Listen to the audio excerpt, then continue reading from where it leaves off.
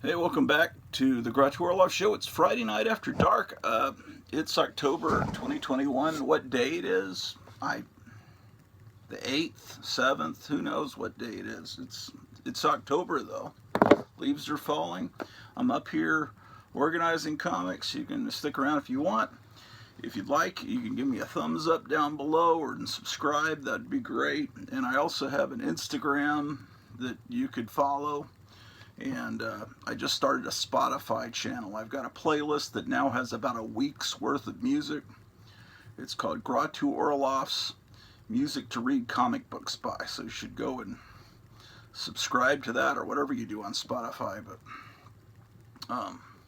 that'll give you an entire week without any songs repeating. It was very family friendly, but then I added some songs by the Dwarves and who else? G.G. Allen and NWA. So maybe, but it's like Russian roulette. The chances that one of those songs is going to pop up while you play the song in your store are very slim. But most of it's all GPG rated. But just letting you know, I said before it was all clean, and then I just added some. But it should be very amusing when some of those songs pop up right after one of their commercials or in between songs by Patti Page or something. Anyway, so I've got to organize these comics. So I've been doing it for a couple of years. I've been here on YouTube, and some things have gotten better, some things not so much. So okay, let's take a look at what we got here. This box here, we're dealing with Bronze Age books today from about 71 to, well, I have 71 and up in this room. So that looks like this box goes from Marvel Tales to the Punisher. Do I have any? So I need to put books from this box into these boxes. So I'm trying to see, do I have anything in that range? Marvel. Yeah, I have a few. Marvel Tales, okay. Oh, okay.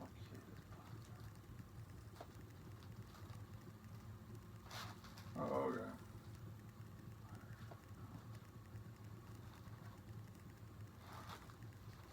Alright, so I can file these comics. Looks like.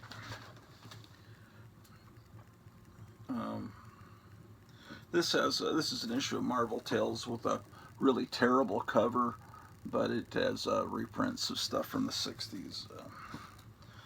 So 264.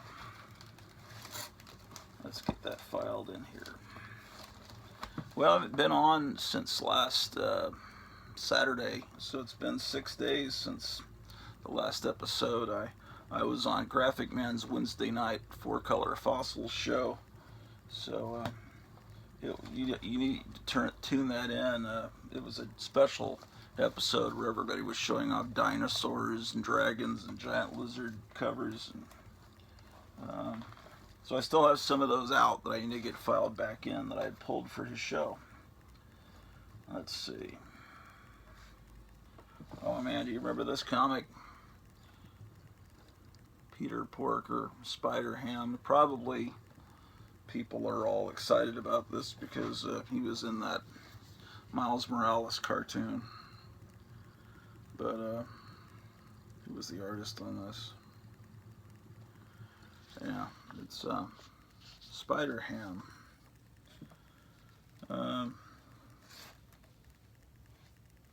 And he also was a backup feature in some of the issues of Marvel Tales, some of the later issues. Let me see if I can find one. That's 181.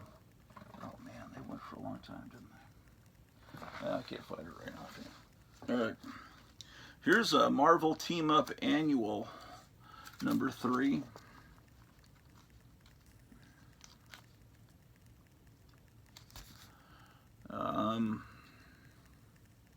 Generally, see if I can show you what I'm talking about.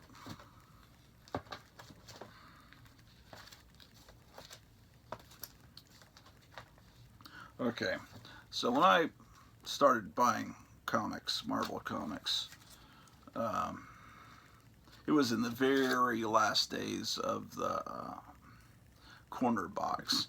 But then right at the dawn of the Bronze Age, they had this strip going across, which I call a cigar band. I don't know what the proper term for it is.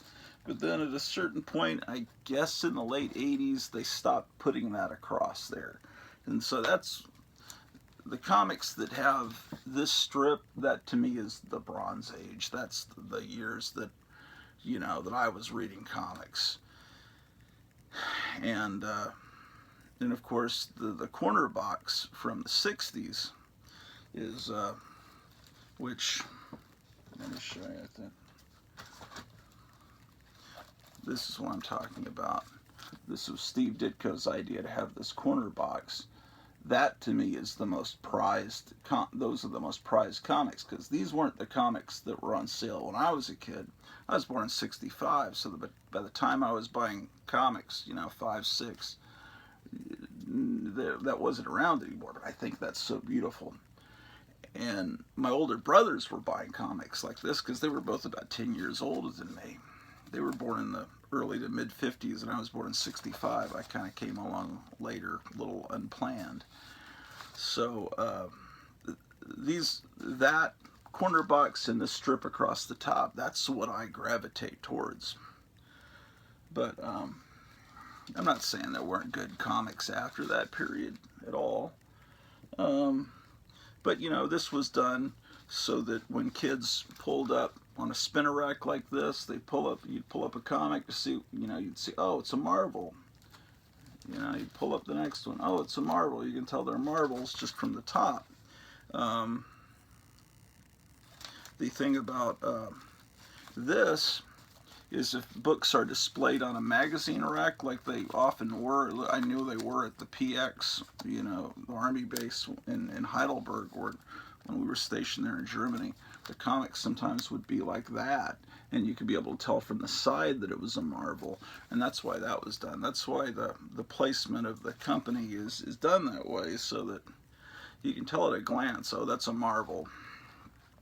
And then DC did the same thing around 66 with the go-go checks across the top. So you'd pull up a comic on a spinner rack. Kids would pull the comics up, or sometimes they'd just pull them down.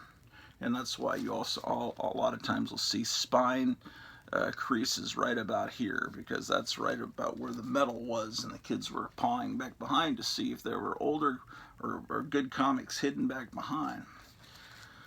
So also sometimes you'll see comics that are sun faded. You got like a brown top, or maybe this part's faded because the 7-Eleven or whatever convenience store, or Ice House is what they call them in San Antonio, whatever store had the spinner racks, a lot of times they'd be put right in the window to attract attention of kids, and the sun, at least here in Texas, would beat on the comics and you know, bleach them.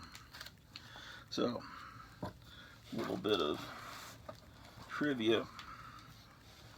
Okay, so Marvel 2, okay, here's Marvel 2-in-1 15 with Morbius. Oh, look, he's just now billed as Morbius and not Morbius the living vampire. They always, in the early days of Morbius, they called him Morbius the living vampire because they didn't want the comics code to get upset, because you weren't, in the 50s they wrote in, you weren't supposed to have vampires unless it was classic literature, like you're adapting Dracula by Bram Stoker for Classics Illustrated. You could get away with that, or like a cartoony Dracula, but you couldn't have a serious vampire or zombies. They banned the living dead. The comics code banned that. This being the comics code, I'm just sort of talking to people, because I don't know if some of you don't know a lot. I have mostly older viewers, but I'd like to have viewers that are in their 20s that maybe are learning about comics. But anyway, I'll teach you about stuff. But anyway, oh well. This is, so what Marvel would do is they would put Morbius the living vampire, so he couldn't be accused of being the undead, because the undead were specifically forbidden by, oh, I already have this comic, man. I I have 2 copies. What a maroon I am. Okay. Here's the thing with Kazar. I always pronounced it Kazar. It's going to be really tough for me to convince myself it's Kazar. I hear a lot of people pronouncing it that way. But I don't know. Just like it's Shang-Chi. I'm sorry. Now I'm getting confused by this frickin' movie. I always called him Shang-Chi, I think. And now it's Shang-Chi, according to when this movie came out. So I haven't seen that movie yet, but I saw Black Widow yesterday. It finally premiered on Disney Plus, and I watched that with my wife. She really liked it. It didn't seem like one of the better entries. I didn't hate it or anything. Thing in the Human Torch.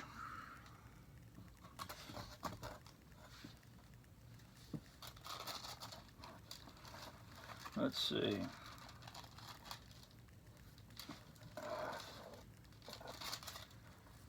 Ooh. I always like the art on this cover. Is the lighting okay, man?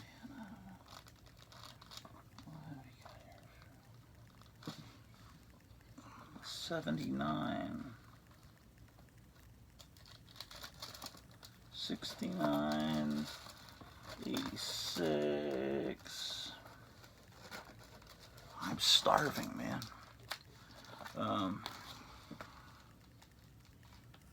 It's the Thing and Blue Diamond.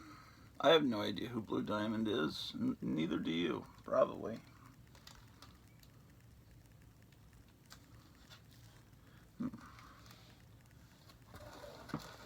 Okay. Oh, here's Shang-Chi. Or Shang-Chi, if you'd like to refer to him as that. Let's get him in the proper box.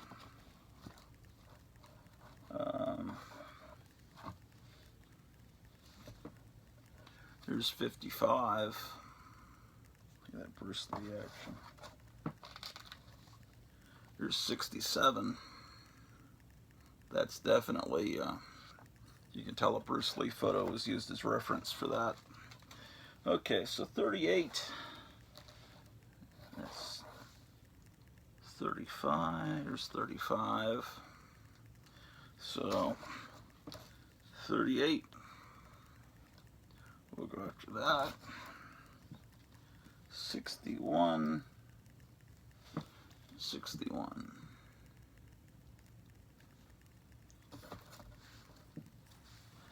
Okay. Oh, here's my Micronauts collection. I like this comic, The Micronauts, based on a toy. Really nice art. So I've got Micronauts 1, 2, 3.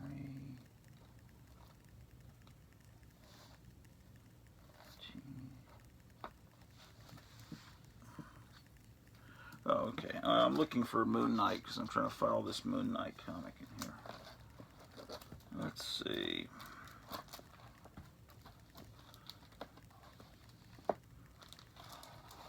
Oh, look at this Monsters on the Prowl with this John Severin art. King Cole.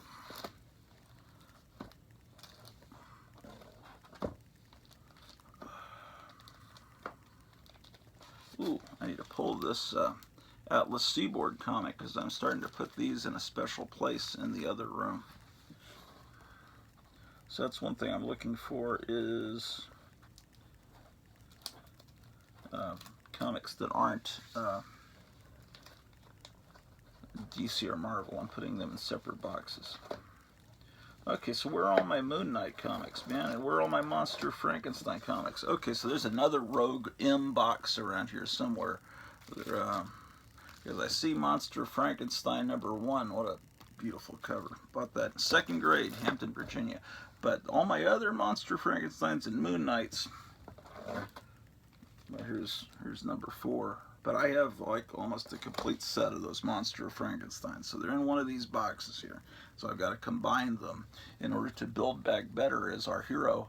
You know, as most of you know, our hero here on the Garage Warlord show is Klaus Schwab, who is like almost as cool as Ernst Stavro Blofeld as far as villains go. And he's promised to make sure we lose our houses and all our property by 2030, and that we'll be happy about it. So he's a nice guy. We all support him, and apparently our wonderful president supports him too, because he keeps saying "Build back better," and that's his deal, you know. I wish Ernst Stavro Blofeld had a cool slogan like that. Kill the bond now. That's his slogan. That should be that should be Biden's slogan. Kill happiness now. Moon Knight. There's a new James Bond movie out today, and this would be a day of rejoicing at any other point in my life, except when that guy was playing him. What's that guy looked like a Sears model? What was his freaking name that was in some TV show? Pierce Brosnan. I wasn't interested in those James Bond movies with Pierce Brosnan, but I've always loved the Bond movies. But this new one, I don't know. It's supposed to be Daniel Craig's last outing as Bond, but I hear that he's going to be replaced by a female 007. You know, it's just more political agenda stuff. And yeah, we haven't been to a movie theater in forever.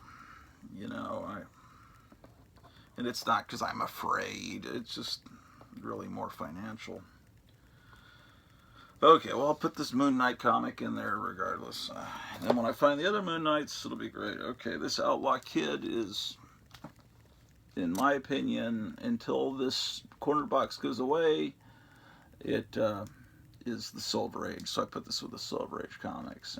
And most people, you know, Graphic Man was pointing out the other night, it's commonly agreed standard that Conan the Barbarian was the beginning of the Bronze Age, and it still had the corner box.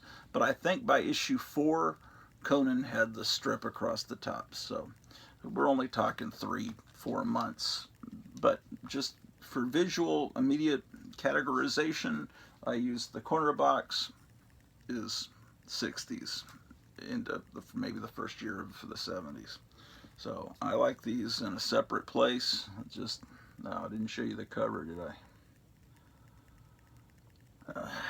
Alright, so we got Peter Parker. Where is Peter Parker? Oh, here's a Pep. I need to pull these for the Archie section in the other room. But I have Peter Parker, the Spectacular Spider-Man #1, but it is not here, so it must be in that other box. So, because this box starts with #4, and I always liked this cover. I always thought that was cool.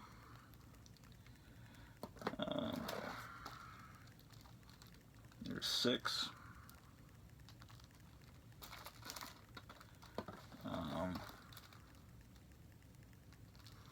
Yeah, Graphic Man hates, well, he didn't hate, but he doesn't really like Gil Kane, because Gil Kane does tend to show you up people's noses quite often. But some people don't like his style. I like his style. I miss him. I miss all the greats. There's some Joe Kubert there. I miss him. But yeah, I don't know where. I don't know where they all went. I know that they've all passed away, but I was just thinking, even some of the more recent artists that were cool, like Mark Schultz. We were looking at Cadillacs and Dinosaurs the other night on Graphic Man's show. It's like, well, what happened to him? Why isn't he still producing comics? He was great. And I think Steve Rude, is he coming back? He was a really great artist too. Cool. And is Paul Gulacy still alive? The Master of Kung Fu guy. Look at the Shang-Chi. I mean, it was always called the comic Master of Kung Fu. That would have been a better name for the movie, actually. This is a Gulacy cover. Isn't that beautiful? Okay, what am I trying to do? I'm trying to put issue 1:15 into this mess. Did I mention I'm hungry? Starving, man. Maybe I'll go get some food here live in the air. Okay, so it looks like I go from issue 108. I didn't really to I guess I must have tried at issue 213. What is the deal here? Oh, you know what it was is yeah, I didn't remember that. You know, the traditional blue and red costume. There they are in a video arcade. Is what I loved. And when Marvel went to this black costume, that's when I kind of got disenchanted. And I know that's what everybody loves because it's the beginning of Spawn, and Spawn is so cool. But Spawn was never came. I'm like Sam Raimi when they told him, "Hey, you need to put Spawn in your next movie." Avi Arad told him that. It's like, well, I don't know who Spawn is. I read the comic, the old original comics. So when he was allowed to make Spider-Man movies on his own, like the first and especially that second part with Dr. Octopus, they were brilliant. And then they start messing with him. No, you gotta put Spawn in it. He sells toys. I was like, oh, okay. Then the movie just wound up. He wasn't interested in Spawn. I'm not interested in Spawn or Carnage. It doesn't interest me, man. It's just like it came along later. But I've got a few I can put in here. I don't have many. Okay, 115, 116, 117. I think Spider-Man is missing because he's off promoting toys on another planet. Because I think that was Secret Wars 2. Was it Secret Wars 2 or something? Yeah, they're I don't remember what it was. Missing in action. So it's a Spider-Man comic where he's not in it, right? Where is he? Yeah, all the superheroes had to go to another planet to so they could all be together, so you could make a toy line with them all in the same toy line. 118, which of course is where the black Spider-Man costume originated. Well, I'm going to get a lot of thumbs down talking bad about Spawn. He's everybody's idol. Okay, so Power Man and Iron Fist. Speaking of idol, I love Ernie Chan. Also known as Ernie Chua, just one of the great artists. I mean, look at this cover, man. It's so fantastic. Ooh, David Wilcock. Oh, David Wilcock. Just little. I'm recording on my phone, and pop-ups will appear up here, and I get a David Wilcock. I love this guy. He's this New Age guru, UFO, really interesting guy. He's been doing live shows every Sunday, last few Sundays, promoting some course that you can take for like $300, which we can't afford. But he's fun to listen to, and he's on the right political side, and you know he's a Christian, so you know, even though he believes in space and all that stuff, but I think he's a lot of fun to watch and listen to. So I enjoy him. So I saw his message pop up, but it's just an advertisement. Okay, so Power Man and Iron Fist is one of those dilemmas where do you file it under L for Luke Cage? Do you file it under H for Hero for Hire? Or do you file it under P for Power Man? It's like Peter Parker, the Spectacular Oh man, I'm getting hungry. Peter Parker, the Spectacular Spider-Man. I file it under P. But then later in the comics run, they drop the Peter Parker part, and it's just Spectacular Spider-Man. So where do you file it in your collection? Or should I file all the Spider-Mans together under S? That actually might be the better way to go about it. So let me see what I've done. Do I have a Power Man section? I don't think I would. And if I did, it wouldn't be in here because this goes through Plop. Then there's Prez. I'm almost certain that this is going to be in the L's. Maybe H. Oh, we'll see. Let me see. We got to get this Marvel Team Up Annual in here. Yeah, this box is missing a lot of comics, and we'll discover them if you stick around. We'll find that other box. It may not be today.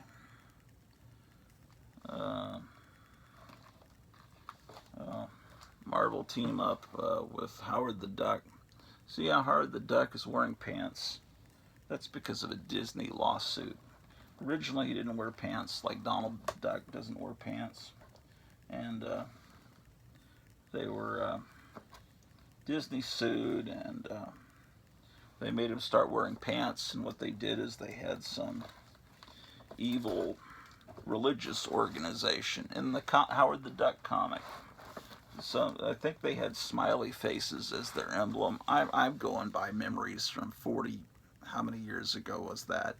And anyway, they were saying Howard the Duck was obscene, and they forced him to put on pants or something. I don't know. It seemed like the leader had a big smiley face head. Is that how it was? I could have sworn. I haven't read those comics in years. I should reread them, you know. Which, okay, so that's that for that box.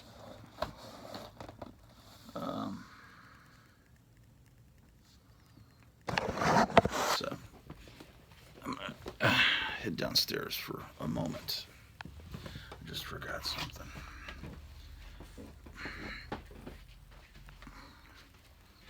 Yeah, fall is hit here in Gratouville. Its leaves are falling. All that kind of stuff. Oh, I got this cowboy gun recently. And this one's even got more age to it. Look at that one. At an estate sale recently. I also got some cool records, but I've been telling you that for about 5 episodes. I don't know where I laid them down when I got in the house.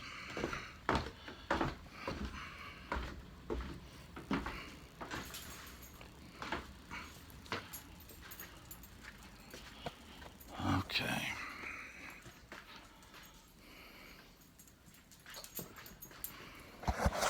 Here's Drew the dog. Hey, Drew the dog. How are you doing? See yourself there? Her name is Drusilla.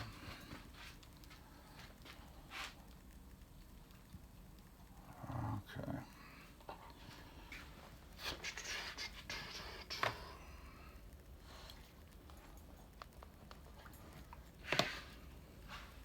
All right.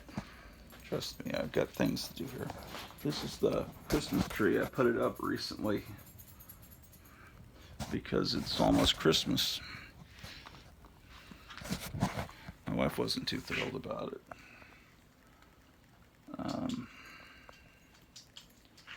So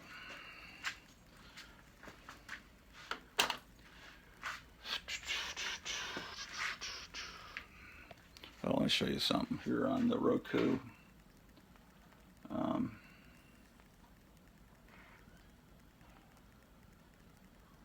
Let's see. If you go to this channel on Roku called Eye for the Insane, just it will show you some of the shows I used to do with my friend Joe Riley back in the 90s. See this show called The Hypnotic Eye. Episode 2, 5, episode 3. I helped out with a lot of the episodes, especially episode 2. That was the one that everything in the show was from my collection. This was about 1995. They say 1960 up there, but no, I wasn't even born then. But Joe Riley passed away. It looks like it's like people are making money off of his stuff. I guess it's public domain. This channel called Christian Movie Night is just a trick. It's really a bunch of, well, I guess they're kind of clean, old movies. But they also have The Hypnotic Eye on here. I swear they did. I think they've got it. Like, there's a bunch of people making money off of it. Here's Theater for the Insane. It also has got The Hypnotic Eye somewhere. It's just, all these people have these channels on Roku with a bunch of public domain stuff. Anyway, so yeah, look up The Hypnotic Eye. I put out a magazine called The Sophisticate back then, and Joe Riley said, I want to do a video version of that magazine. And I said, well, that's cool, I'll help you with it. And he by the second episode, I was there in the editing bay with him, and I said, okay, put this clip on next, put this commercial on next. And then I did voices for the show, too. I was Donny Osmond puppet marionette on that show. So for years it was traded around on VHS, nationally and internationally. It was on Dallas Public Access. And then it was put on the internet. And YouTube used to have it, but YouTube has deleted all of them because copywritten music, I imagine. And so that's the deal on that. I was finalizing a DVD and showing my input here because I'm the only one that knows how to do that. And when my wife wakes up, I don't want her to, even though I'm trying to create the illusion that this is a show in the evening, it's actually being recorded earlier. Let's see. Looks like, just for posterity's sake, I have 293 subscribers. And let's see, the last show, 466. Looks like I've got 200. Oh, this was a live show. I've got 200 views on it. That's cool. I need to do another live show because I'm paying for StreamYard. I haven't even used it in a week almost. I put the remote out so my wife knows where it is when she gets up. Okay. Let's get back to the comic sorting.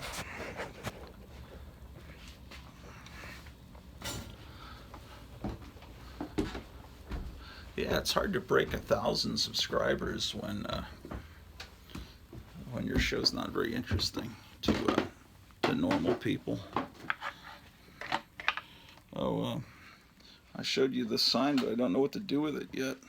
I got it at the dollar store back a couple months ago when they first started putting out the Halloween stuff. All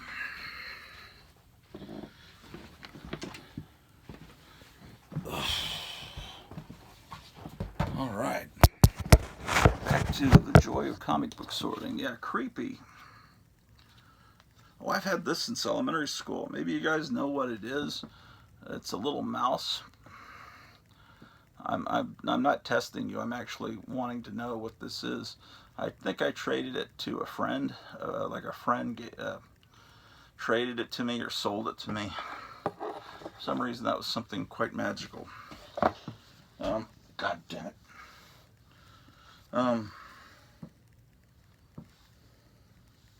Okay.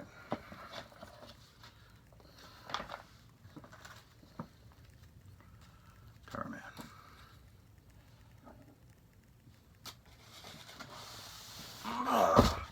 Let's see what's in this box. Oh, it's Batman. What does it start with? Orion, Lord of Atlantis.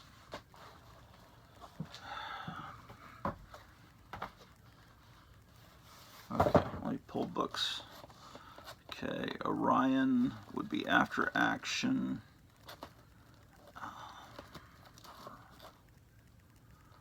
All-Star Squadron.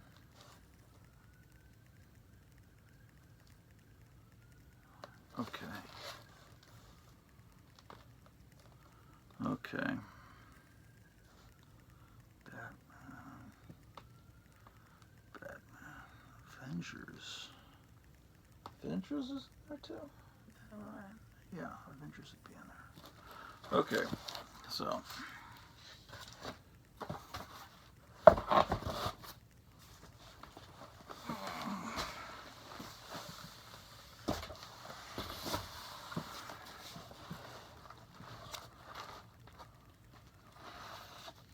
Orion, Lord of Atlantis.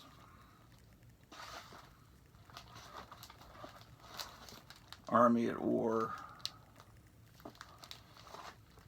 This was a comic that made me very happy in 4th grade. Arg! Marvel's version of Plop, I guess. There's Astonishing Tales, Avengers. Oh, I got my very first copy ever of Astro City recently. Hopefully it's a good one. Dr. Silver Age was talking about Astro City a few weekends ago on Graphic Man's channel and made me very interested in it, but it's kind of intimidating. You don't know where to start, so a good way to start is when you actually find a copy, and that's the first one I found since this show. Yeah.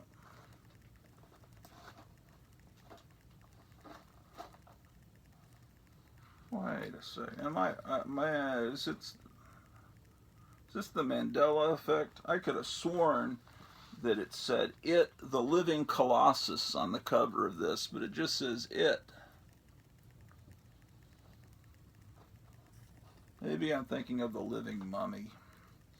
I'm just, did he change to "It, the Living Colossus" later? Oh, here it is. By 23, they were going, oh shit, they might think he's a zombie. We need to put the Living Colossus on there. So yeah, there was the Living Mummy, there was Morbius the Living Vampire, there was It, the Living Colossus. They were making sure they were safe.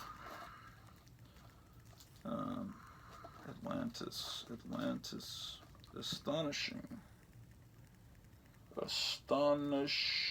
O before R. Astro City goes here. This was a free comic last week for Batman Day. I don't know what it is. It looks like maybe it's some new Batman cartoon they're getting ready for, or some new toy line, but is the artwork terrible? Not horribly. Just there aren't many words in comics anymore, are there? Very easy to read for morons. Batman Night Watch. I don't know what that is, but let's get it filed. Batman Night Watch.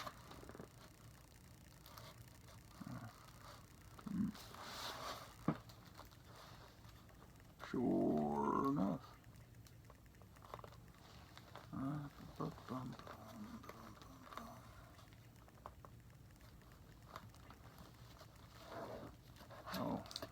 Oh, look at that. Look what I found. Oh, wow. I think that's worth a little bit of money. I think that's almost worth $10. Just kidding. That's a first appearance of Harley Quinn in a comic book. She was created for the animated series. It wasn't that a great movie. She's created for the animated series because of Batman Arkham Asylum graphic novel had the Joker in a wedding dress, and they brought in all this psychological stuff that maybe the Joker is really in love with Batman, and so they put that idea into people's heads. That wonderful Thanksgiving or whatever year that was, I remember when Arkham Asylum came out, it was a big deal, and comic book stores were open on Thanksgiving Day, so you could buy the comic, I think half a day. I remember going to Lone Star Comics and buying Arkham Asylum. I later actually sold it to Jason Cohen at Forbidden Books, because there's just something that just struck me about it. And so they'd established that. So when they started Batman the Animated Series, which is the best version of Batman in media and outside of comics, they added Harley Quinn. So the Joker is clearly established as heterosexual. It's just like Aunt Harriet was put into the '66 Batman for the same reason. So people wouldn't question Bruce and Dick's relationship. There was safe. There was a chaperone there. I'm pretty sure that's why Harley Quinn was created. I mean, I can't say it with 100% authority, but come on, it's kind of obvious. So anyway, yeah, I don't know where to file this stupid Batman Night Watch, but somewhere. Oh, I love this comic called Batman Family, and I love Superman Family.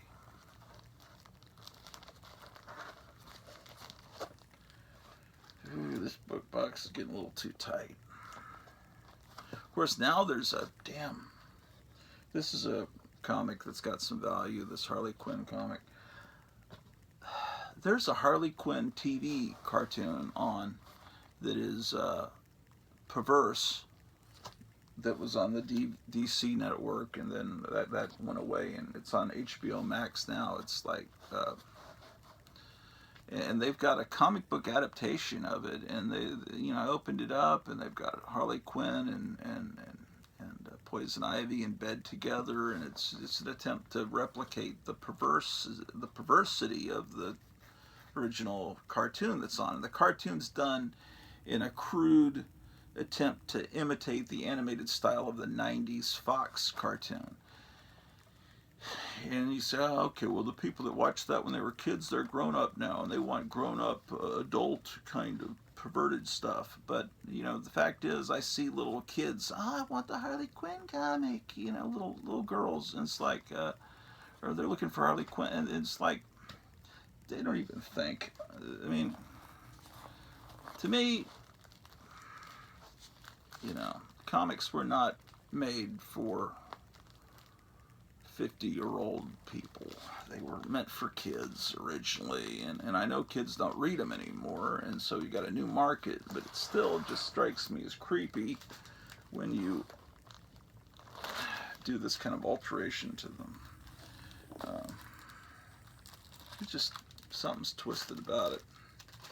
That's almost like the original, this character here, the Joker's daughter. She was called the Harlequin, right? So it's almost like the sort of the origin of the name Harley Quinn, right? I like when Dick Sprang's art was brought back in. He's still around around late 80s, early 90s. Like, let's have this original Batman artist draw some covers, and if they had any common sense, man, they would have used him more while he was still around. Yeah. But at least they got some art out of him. I mean, someone had some common sense. Okay, so that's what I need to add to that box. Let's hear it. What the hell is this shit? Oh, DC Dazzler, DC Comics. This is a D box.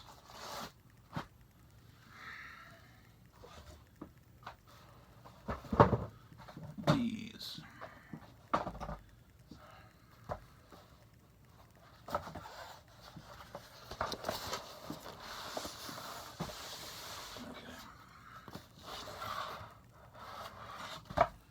Okay, so it starts with the Dark Book, and it goes to Doctor Strange. What do I have to put in here?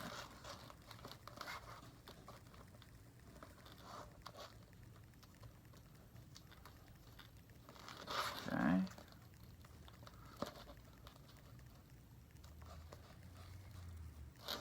Okay, I have quite a few comics to add to this box. That's good. Alright. So let's see what we got here.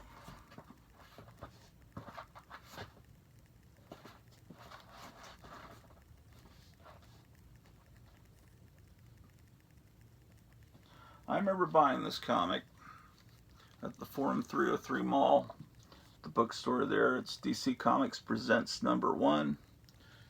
I guess it was their idea. Well, let's do a Brave and the Bold type comic with Superman instead of Batman. So that's issue 1. What do I have here? Why, it's issue number 2.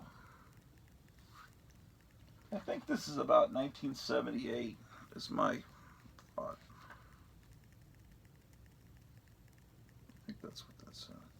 Here's number 3.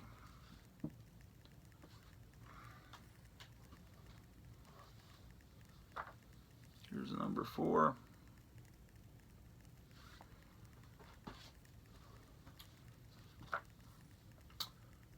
Then I go to 8. 8. Hey, did you see, are you watching Stargirl? Solomon Grundy is an all CGI character, but it's kind of crudely done. But hey, it's Solomon Grundy. This is a preview of the Teen Titans in this issue. It probably has some value. Oh, what is this? DC Sampler.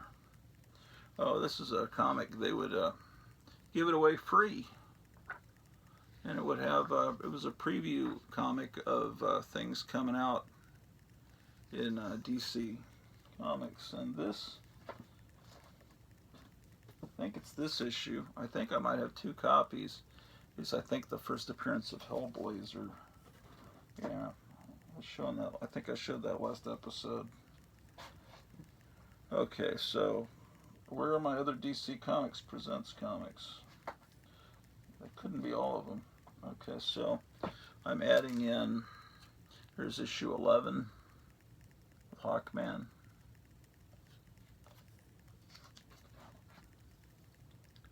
Here's Legion of Superheroes, number 13. When Superman flies into the future to hang out with his buddies, the Legion of Superheroes, when he was a teenager, and I guess he went back as an adult. Okay, so Superman is a historical figure in the future, and how does he keep? Maybe it was explained in some comic. How does he keep from finding out the day and the hour and the method of how he died? You know, it's like that would be kind of creepy to be in the future, and you know, if you're a nobody and you go into the future in a time machine, you're not necessarily. You can kind of prevent. You just don't look yourself up in the obituaries, and then you don't have to know, and then you can go back to your time. But Superman, there's going to be statues of him everywhere, and references in the media or whatever, you know. Oh well. Here's 36. Speaking of Stargirl, there's the original Starman versus Mongol the Merciless.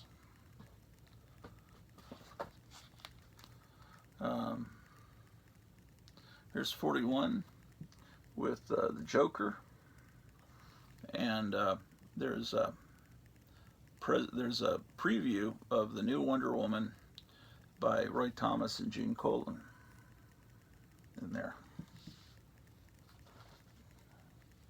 41, 26.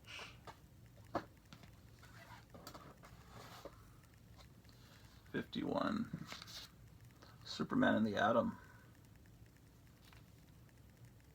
Speaking of, look at that. See, there'd be monuments like that. Number 80. Superman with the Legion of Superheroes again. And then at a certain point in the very end of the run, they put DC Comics Presents very tiny on there. Superman and Vigilante. Vigilante will be in the new Peacemaker TV show on HBO Max. So you want to speculate on Vigilante, go ahead. Didn't really pay off that much with Peacemaker. The movie, Suicide Squad was great. I don't think many people saw it, and just because of everything that's going on, I think, and or they saw it and it just didn't show up in the box office receipts because everyone watched it on HBO Max and they don't have a record of that. But anyway, I don't know that the Peacemaker comics have gone up in value as much as I thought they would. But that's good because I'm still missing Peacemaker comics, so I don't have to compete with all the sweaty idiots that are on Key Collector app and all that, looking for key issues and stuff. Okay. DC Special was a cool comic. Here's reprints of the 40s Jack Cole Plastic Man. Great Aurora ad on the back. I need to rebag that and board it, I know. I had everything bagged. Boards didn't even exist when I first started collecting comics. So one day I go to my comic collection and everything, all the bags had turned yellow, and I removed all the bags thinking they might be damaging the comics. They actually don't. So I did that, and now I'm gradually trying to get bags and boards on the comics. So that's basically it. This is something I got as a child. Another issue of DC Special, where they're up against gorillas. Of course, by then, Planet of the Apes had been on television, but gorillas were always a big deal at DC Comics. And Planet of the Apes I got 2 copies of it. Earth-shaking stories. Hey, what's going on with that volcano? They said if it went bad, that would create a tidal wave that could menace the whole East Coast. That volcano in El Dorado or something. Earth-shaking stories. What made me think of that? Okay, what am I trying to add? I'm trying to add this DC Special, Three Musketeers and Robin Hood, number 24.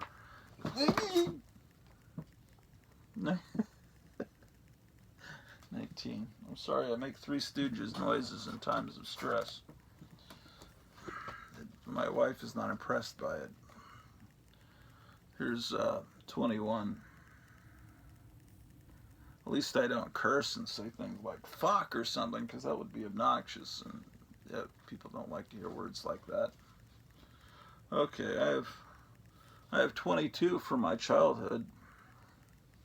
Why I bought it, I have no idea, but I have 24. I think they were reprinting old comics, because there was a Three Musketeers and a Four Musketeers movie that Richard Donner made before Superman that were supposed to be huge hits that I don't think anyone went to see. Here's Enemy Ace in DC Special number 26. Oh, look at this. There's The Untold Origin of the Justice Society in number 29. You could be in the Superman movie. Probably and I wonder where the person that won that contest, where they show up in the movie. Probably, like, looking up the helicopter that's about to fall from the top of the Daily Planet building or something. Some crowd. Okay, well, what am I doing next? Death Rattle needs to go in the other room. The Demon, early Bronze Age Demon, Jack Kirby.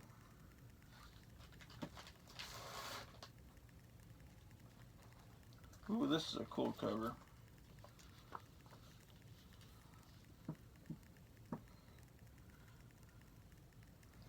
Yes, indeed.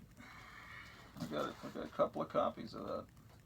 Yeah, that's DC Superstars. That was another great comic. Oh, this was a great attempt to do a Star Trek type comic. I think Marvel's attempt to do an unauthorized Star Trek was called Seeker 3000. There's a cool Huntress cover. She was the daughter of Batman and Catwoman on Earth 2. Before they got rid of all ideas of the alternate Earths with Crisis on Infinite Earths, which is something, although it was beautifully drawn and written, it was a very sad thing that they were getting rid of that. They said, it's too confusing. I don't know. I loved all the convoluted mess of the 50s and 60s, and I hated to see it go away. You see a cover like this, and you know it has to be Ernie Chan. Ernie Chua, I think he came from the Philippines, somewhere like that, and they got his name mixed up when he was entering into the U.S., so it was then late. So he wrote it that way, Chua, C-H-U-A, and then later he had it changed to what it was supposed to be, Ernie Chan. So that says Ernie Chua 1976. Sometimes he just signs him EC, which solves the whole problem.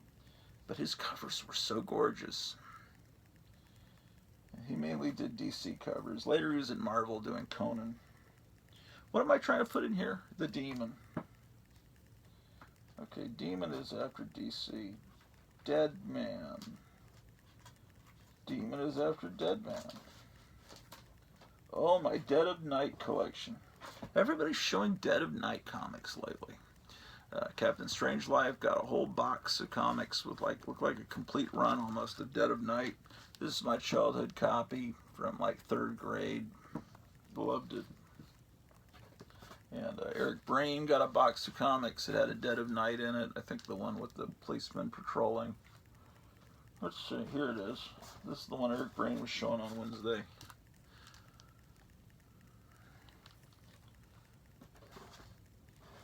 And this is the one that Graphic Man was saying he really liked with the werewolf guy. Okay, what am I trying to put in here? I don't need to show you every comic in my collection. I'll show them to you later. I gotta get this stuff organized. And I'm starving too. Defenders, Defenders, Defenders, Defenders, giant size Defenders. Okay. Oh, Demon. Okay. Here's Demon number 1.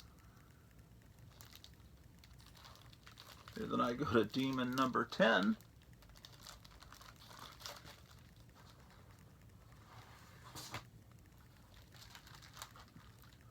Okay, here's 13. 12. That's 12. Okay, so I'll put 12 in front of 13. Usually that's how numbers work. Usually. Okay. Then we're moving into Detective Comics. I have this Toys R Us. It's not a reprint of the whole issue of Detective Comics. It only has the Robin story. You know, it's...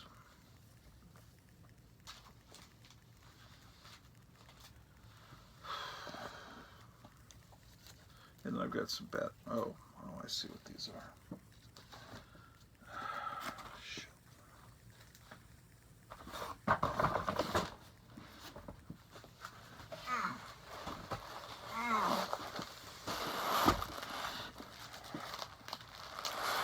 Been going to a chiropractor. He's really, about a month and a half ago, there's no way I would have been able to lift that box.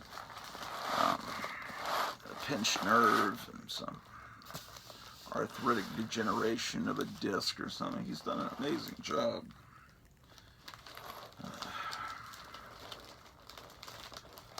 Okay. Batman committing suicide.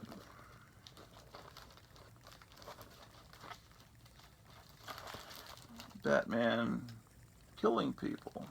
This is during that time period in the early 70s when there was a lot of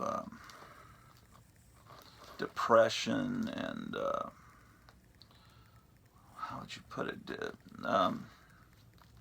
Maybe that's the wrong word. Just kind of cynicism, yeah, because of Vietnam and Watergate, and so these heroes, you know, they would usually be shown on a park bench covered with newspapers, or they were dead, or they're being arrested by the police, and there's blood on the sidewalk. They've obviously just pummeled someone.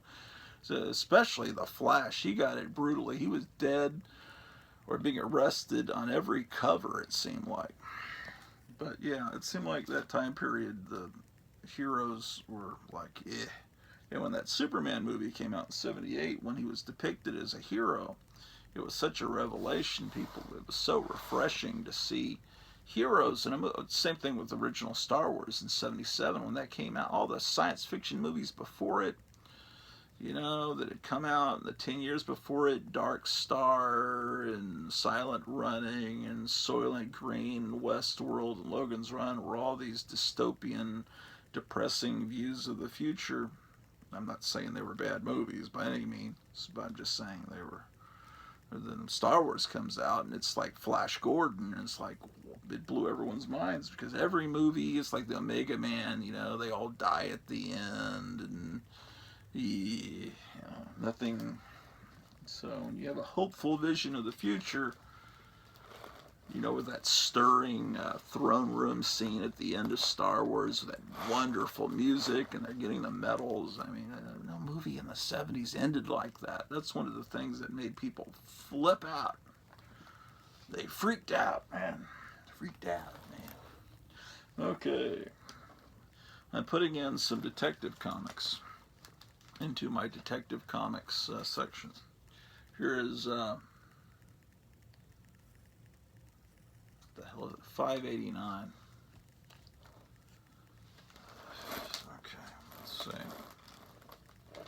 Ooh, this cover for 570 sure is cool. You can see that.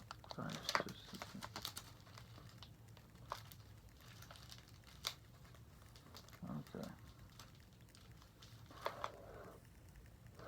Oh, I have missed a lot of big gaps here.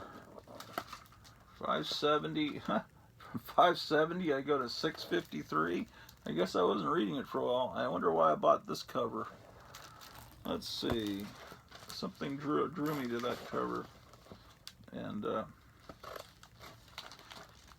there's a Batman and his and Vampira type, I think her name was Nocturna or something.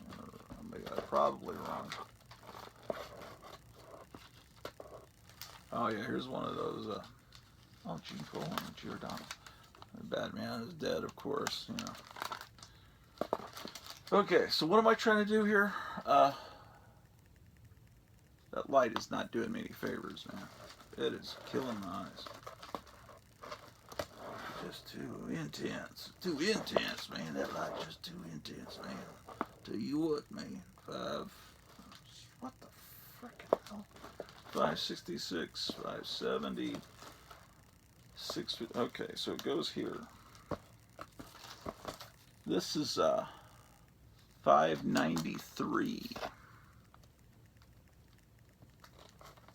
593. Okay.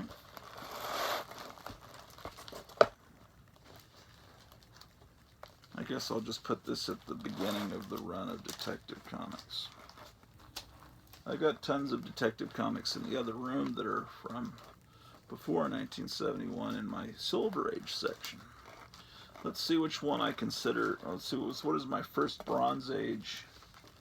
Oh yeah, it's the one where he's gonna commit suicide. Oh, what is this one? Oh, look at that.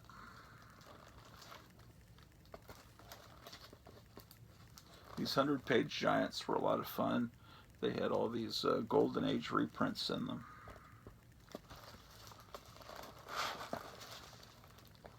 I really have a pretty shitty comic collection compared to you guys. Honestly, I don't know why you guys are watching this channel instead of doing your own channels or your own shows, because I realize just how pathetic this collection is. I don't really have that. I mean, more than the average person, but it seems like most of you guys have complete runs of everything. Look at this. I don't have complete runs of much. Okay, 482. It's confusing because there was a comic called Batman Family with that same logo, but this is an issue of Detective Comics starring the Batman family, so it's confusing. Detective Comics 482. I think comics were 50 cents or something, and then they were going to go up to 75 cents, but instead Marvel just skipped a step and went up to $1 and said, we'll just roll the dice and see if kids will accept paying $1 if we give them a thick comic like in the Golden Age that's filled with, you know, that's 68 pages with no ads at all. And people were thinking, they thought, well, maybe the kids will like it, and Marvel, I think, was 75 cents, and DC was $1. I think I'm right. And my older brother gave me a hard time. He couldn't believe I was paying $1 for a comic, and then DC stopped, and and then they went back to whatever. Let me see if I can look here. So this is about the time the Batman '89 movie came out, and then the guy that wrote the Batman movie, Sam Hamm, was writing the comics. Now they got him back writing a comic called Batman '89 that's nostalgic for the Batman '89 movie, and I think they're adapting what his idea was for a Batman sequel instead of his idea, because originally they were going to have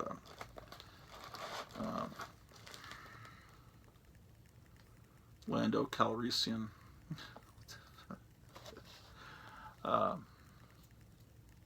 play Harvey Dent in the sequel instead of Tommy Lee Jones several movies later. Billy D. Williams, man, it's like I've got an interrogation light in my eyes. I can't even think.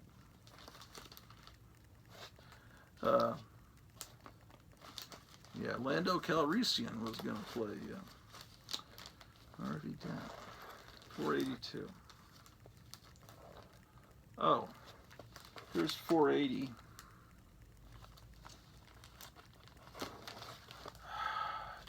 Get some backing boards in these and get them all sealed up. The reason I haven't sealed them up is I don't have the backing boards in them yet. Here's 482. Okay, here's 484. And see, they didn't have ads. They would have either wraparound covers on these dollar books, or they'd have some art like that on the back. So I guess it was a good deal. I mean, compared to today, where people are paying ridiculous prices for comics.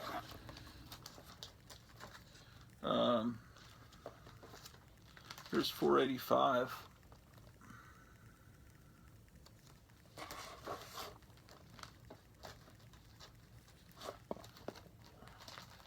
$4.90. Was it? Wait a second. Maybe comics were 40 cents and DC jumped up to $1 because, look, after that, DC was 50 cents by issue 497. So maybe that was the huge jump they made, was just to like double their price, more than double it. Because I think comics went from 40 to 50 cents. So, yeah, here's 492, right? And then 497's 50 cents. So yeah, it must have been they were. Let me look at right before these dollar comics started.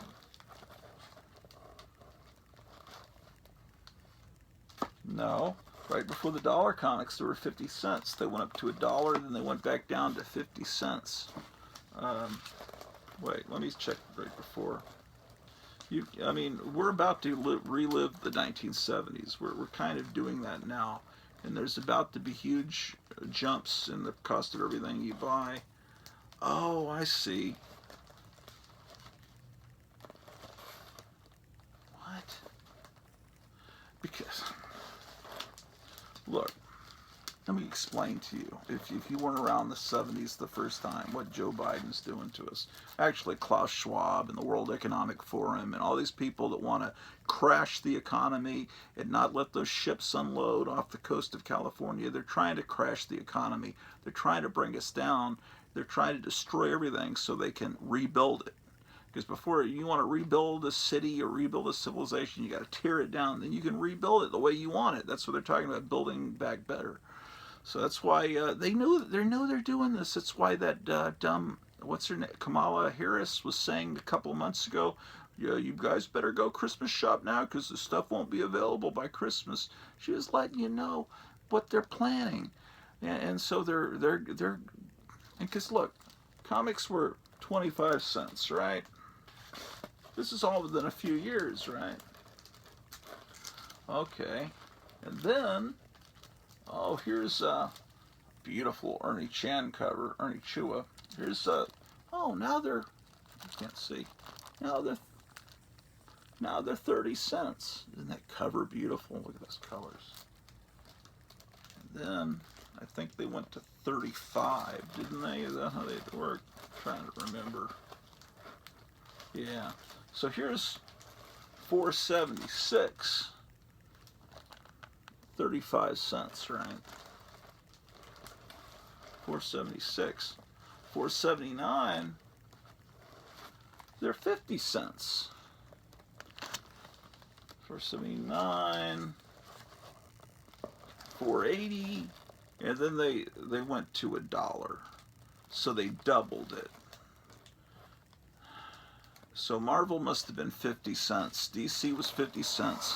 And DC just decided to try to experiment, raising them to $1. And now it's just hard to, a comic that's $1, it's like, hey, that's nothing. It's like you got the dollar bins. Those used to be quarter bins, where they basically gave away the comics they couldn't sell. Okay, so I've built that box better.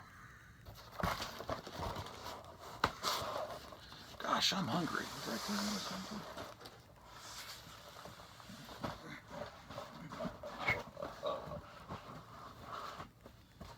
Okay.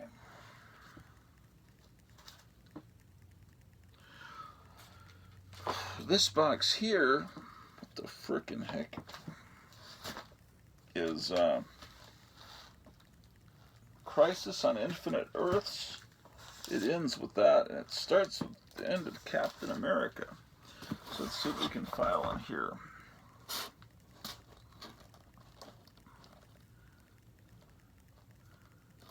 Captain Atom, Champions, Checkmate, Conan. Okay. There's a few things I can file in that box.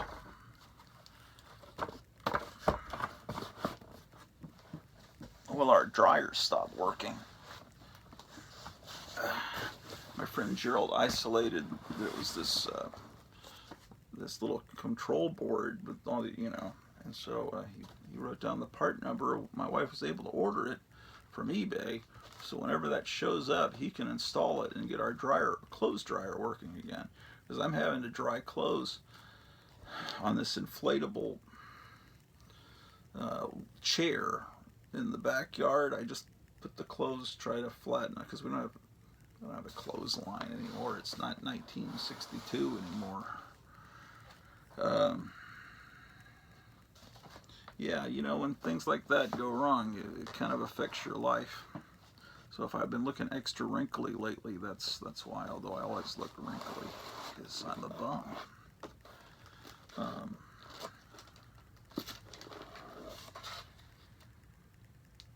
Oh, here's the Brubaker. Eric Breen's always talking about how great Brubaker is, and he is great, undoubtedly. And shit, these covers are so great.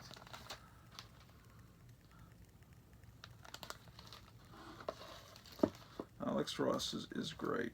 This is a comic people don't really remember, Captain Carrot and his amazing zoo crew, but someday people will understand. I like that they made fun of all the Crisis on Infinite Earths and all the big thing. They had the big Oz Wonderland War. It was like a special 3-issue thing. Okay, Captain Carrot. Okay, Captain Atom. I just got this cover because I thought it was kind of cool. I haven't never read the comic. I will read it, but I'm filing them for right now. Then I'm going to go through the books, and I'm going to just get a lounge chair here. I'm going to read, and I'm going to enjoy myself. But right now I need to get these comics organized. Champions.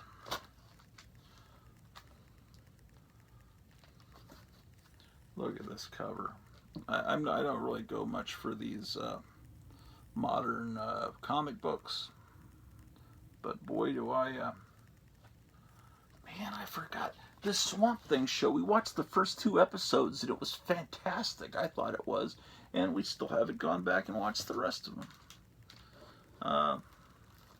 There's so much to do. Oh, I need to go through this box and pull out things that are not Marvel and DC. Like I got Cave Girl ×2. There's Victoria Vitri on the back cover. So that goes in the other room. Let me make a quick glance through and make sure there's no Charlton or Gold Key or that kind of thing. And here, wow, Memories of Second Grade. And these are, I like the early Bronze Age where Marvel had this, what they call a, well, some people call it a box cover, because you got the logo up here. And I hear everybody now calling it trade dressing. It's like, boy, everybody's got some big comic book knowledge. Wow, this cover, isn't that great? Okay,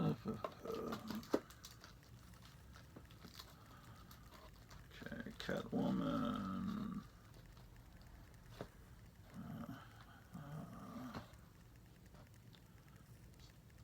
Oh man! So Brubaker was writing this too. This great comic. Remember this? This run? Has this Mike Allred art. Okay, so Brubaker is really a good guy. I'm starting to put all these, connect everything together here. I like when they brought Challengers of the Unknown back.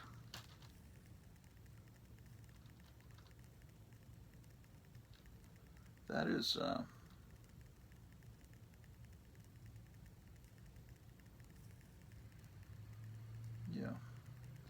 I guess Neil Adams did the inks on that cover. Or am I wrong? I don't know. It sure looked like Neil Adams. Childhood purchase. How could any kid not buy that comic? Be something wrong with that kid. Some touched in the hate if they don't buy that comic. Here's the Champions. The Black Widow, Ghost Rider, Iceman, the Angel, and Hercules. A really interesting group. So then I've got Champions 3, 4, okay, then 15, 16. Oh, Charlton Action is the name of this comic. Featuring Static. Man, Steve Ditko was in rare form here. They're selling on the back. This one isn't in very good shape, but it's cool looking. Charlton Bullseye.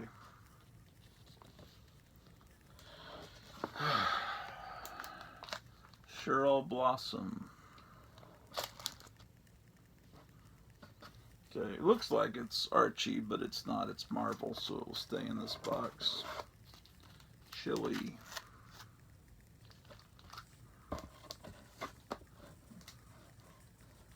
Okay.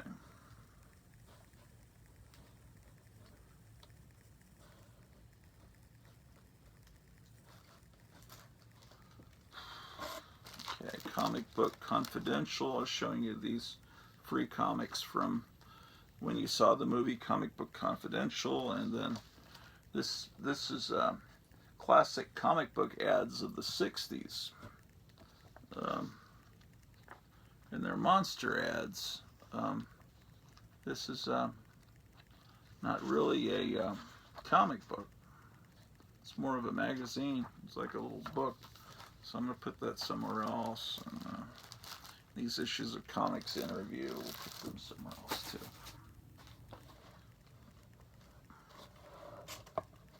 Yeah, here's Conan the Barbarian #4. It still has the box. I think maybe the next issue they went to the strip across the top. Here's 15.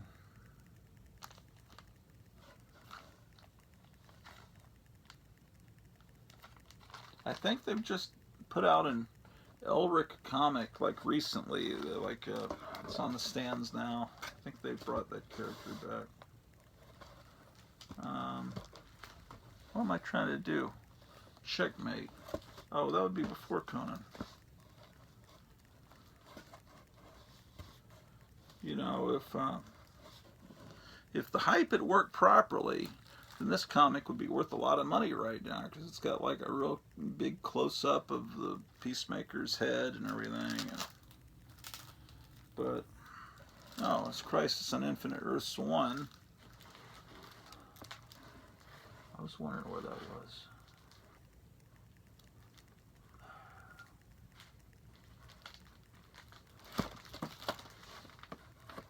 Creatures on the Loose. Yeah. The other day I was looking, it's like, where's my Crisis on Infinite Earths #1? And there it was. So, okay. So this is late period Marvel. With Conan. This is Conan the Adventurer. It's, I think Roy Thomas is still doing the writing.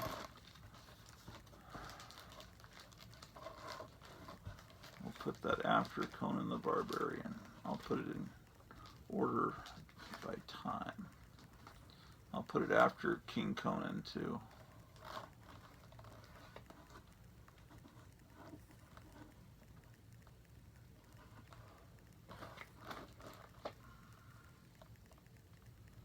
Wow. That looks like a Jack Kirby cover on this Conan. Because Kirby was doing covers on just about everything there for a while. Around 76 or so. But, yeah, you don't see Kirby doing Conan that often. Oof. And then there's this non-Marvel Conan stuff, but I think I'm going to leave it in here. I guess here's the first issue of Conan the Adventurer. It's got to be 90s because it's got like the raised embossed shit. So that's number 2. Number 4.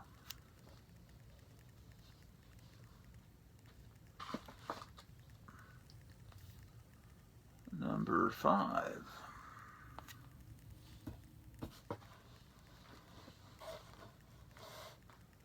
Yeah, and then Dark Horse got it. They still drew Conan and pretty much using the Marvel, you know, his face pretty much like Marvel did. Although I guess Frazetta was kind of the guy that first drew that face kind of with that facial structure.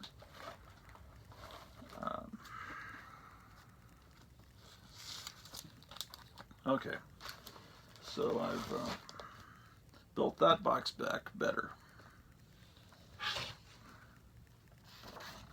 Oh, I gotta frame this picture of the 1948 Donut Queen. Oh, I was supposed to show you something and I forgot, and it's already an hour and 23 minutes into the video. I'll have to go downstairs to get it. I got a cool, this cool guy on Instagram sent me, said, what's your address? I want to send you a drawing. Your Instagram and your Tumblr before it have given me so much pleasure and fun over the years. He's an artist, so he sent me a drawing in the mail, and I've been meaning to unbox it and show it to you guys. I've already unboxed it, or unbagged, unpackaged it. Okay, so I'll go get that and show that here in a moment.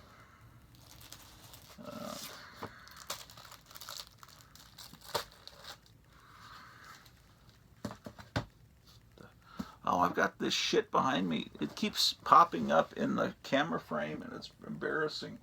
These these fucking things, they threw them away in front of the comic store.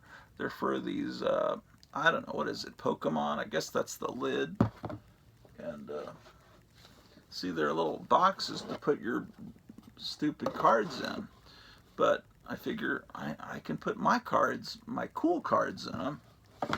And maybe put stickers over to hide the fact that it's really a Pokemon thing. And the same thing with this Yu-Gi-Oh! Speed. It's just a little box. And there are people, is it Yu-Gi-Oh! Or is it Pokemon? They started selling these tin boxes that are made out of tin. I guess it's Yu-Gi-Oh! And people are paying like $30 for a little box about this big, and then inside there's 3 packs. 3 packs. So basically, and that's like they sell out as soon as they come in. People are going ape over them. It's people that grew up in, the kids in the late 90s. They're all excited about it, and people of all ages. Apparently there's some guy on YouTube, some popular kid on YouTube, one of the big influencers, I guess, has been showing interest in Yu-Gi-Oh! And now it's like a big fad again. So that's what those are. So if those were visible and behind me, I just didn't want to make sure that I am not perceived as someone cool that plays those games. Although it might get me subscribers. Oh, he's into Pokemon too. He must be cool. All right, so, and then other things that were being thrown away. These can be some of the first cards that I can put into that. Into those boxes. Like I got a card of Narcan. Sorry, from Los Angeles. Yeah. These are dogs that stop drug smuggling. So you can get the whole set of these dogs. They're like baseball cards. These are drug sniffing dogs, and they've got their cards. And here's Miguel Hernandez, deputy sheriff. Got to get these in order, man.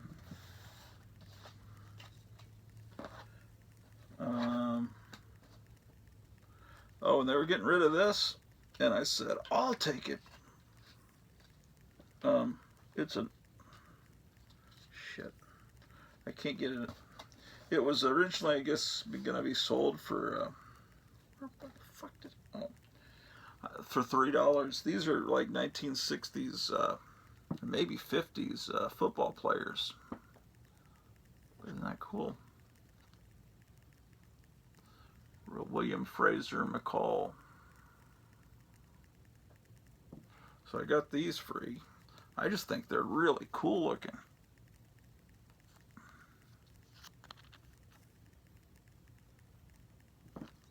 So with the Detroit Lions, and this guy was the Chicago Bears.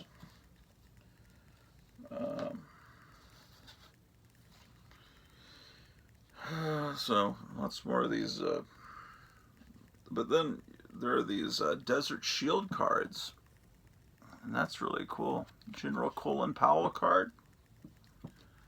And here's a policeman from Duncanville Police Department. So whenever I go to Duncanville Books, which is a really cool comic store, I should bring some of these Duncanville policeman cards. And if I ever get pulled over for speeding or something, and say, "Hey, do you know this guy?" And they'll say, "Gosh, you've got trading cards in your car. I'll just give you a warning this time." That's Thanksgiving in the desert. Yeah, there's a trick my 6th grade teacher taught me that I will teach you now, and you'll never forget this. People often mistake. They have to think. Of course, now you have spell correct on your phone, so it fixes everything for you. But before there were phones, the word desert and the word dessert, it's like, which one has 2 S's? Is it desert which has one S, or is it dessert, which has two S's? And my sixth grade teacher just said, hey, remember class, you're going to put 2 scoops of sugar in your dessert. So now I've never had to even think about it. Boy, my eyes are so dark. I didn't get much sleep last night. So now you'll know, and you'll never have to think. Desert has one S, dessert has 2 S's because of the 2 scoops of sugar, and you'll always remember that.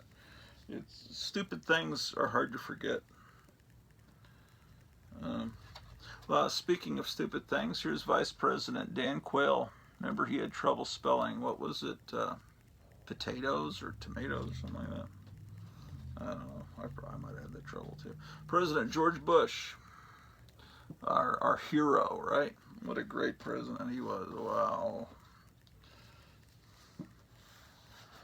I want a Donald Trump card. Look, a friend of mine, he wasn't before he was even elected. Do you see that up there on that right there where I'm pointing? It's a Donald Trump Funko Pop. You don't see that very often in the stores, do you? I've got one. I'm glad he gave that to me, that old friend of mine. Do I have 2 Dan Quayles? I don't know. Here's top brass.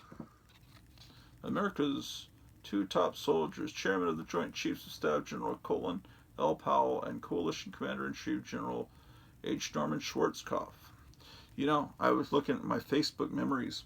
It said a memory of mine 11 years ago. It says, I want to change my name to Count Chort. What was it? I want to change my name to Count Chocula Krauthammer. You imagine Count Chocula Krauthammer. What a great Count. My name is Count Chocula Krauthammer. That would be just. I always thought Krauthammer is that great name. This see, it's just on the back. This illustration was another thing being thrown away, and I said I need. It's like Spider-Man and Spawn had a baby. I love it. Done by some kid.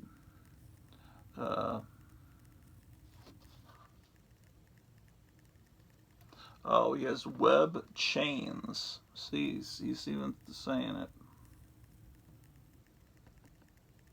You know, it was pointed out to me, or I think we were talking about it on our Wednesday show, Graphic Man's Wednesday night show. I think Eric Breen was saying that people don't think in comic books anymore. You never see thought balloons. There's never any internal dialogue in comics anymore, and I didn't realize that. Oh, here is probably from 4th grade. I decided to make my own baseball cards, and I made one of myself. Collect all 58 cards. I think that's 4th grade. That could be 3rd grade. It says Fantastic Baseball Cards, Kenneth, which is another pseudonym of Gratu. And I was going to write all my information on the back, but before I could do it, my brother finished it, and I guess I just never went further. See, it's got my signature, and then it says Kenneth is a comic book fan. He is a, and then my brother wrote dumb butt. But I have the final victory because my brother spelled butt wrong. He spelled it with 1 T. So, who's the real dumb butt, man? You can't even spell butt.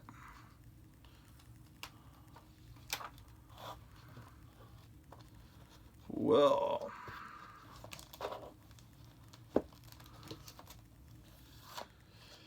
wow. This has got to be the best episode of the Gratuola Show ever. Oh, I got to show you that drawing that the friend of mine sent me. I'm starving, man. I'm starving.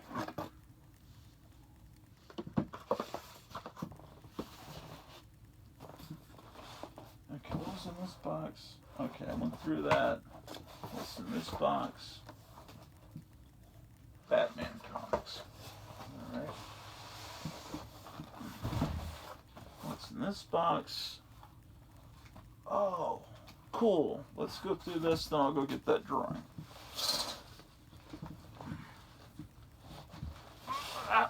Guanajuato, Gala Santa.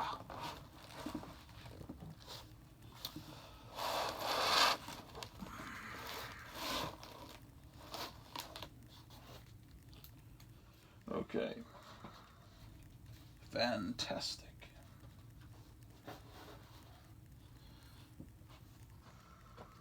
I'm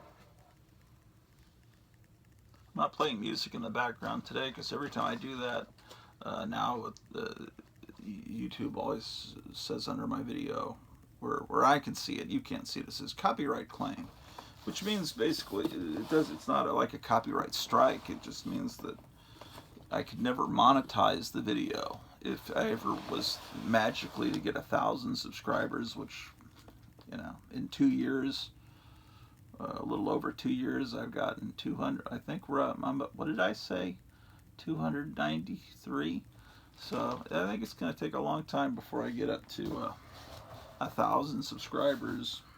I think I've got enough time viewed that I'm eligible for monetization, but I don't have enough subscribers. Yeah. Oh, that's the fucking wrong box, man. That's the Conan box.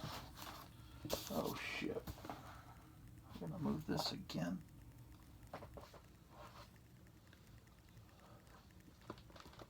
Wow.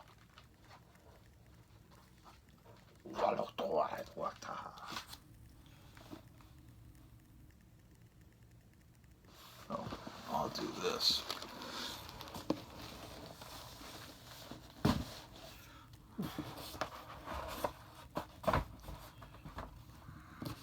Okay, this box has Human Torch. What is that? Green Lantern through Human Torch.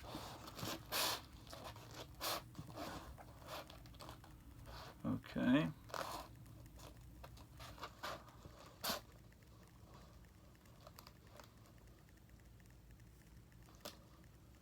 All right. So these books will be put into that box.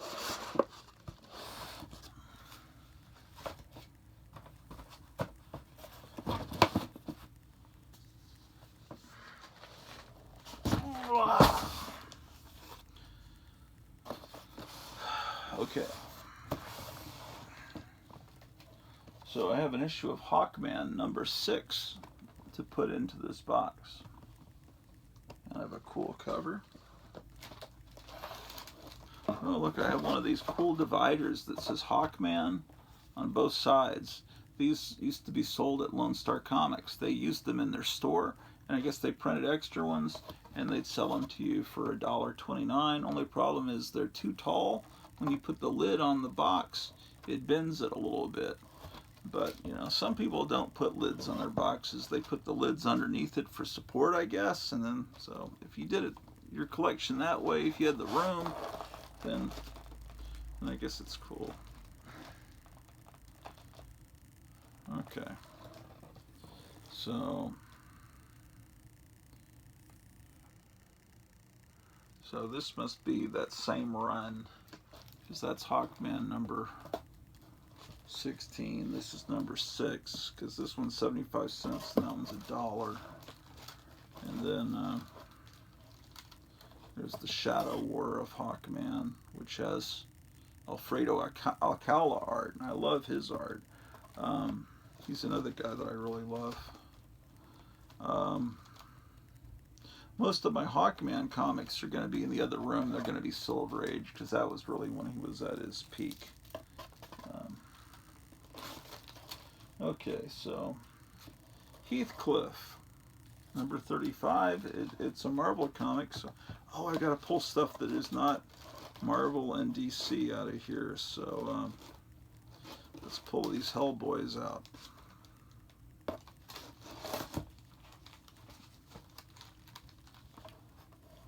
Hellraiser, Hawkman, Hawkworld, Hawkman, Heathcliff before Hellstorm.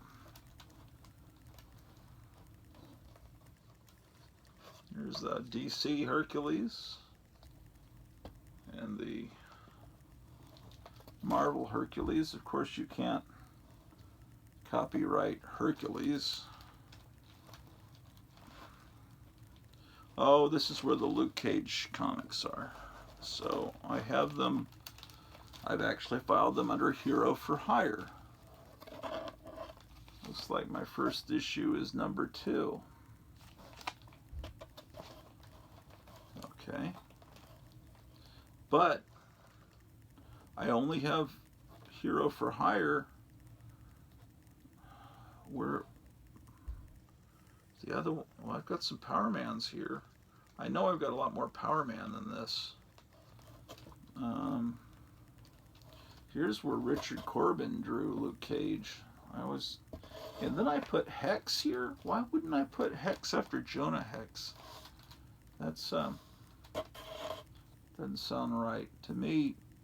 In my today thinking, I would put Hex right after Jonah Hex.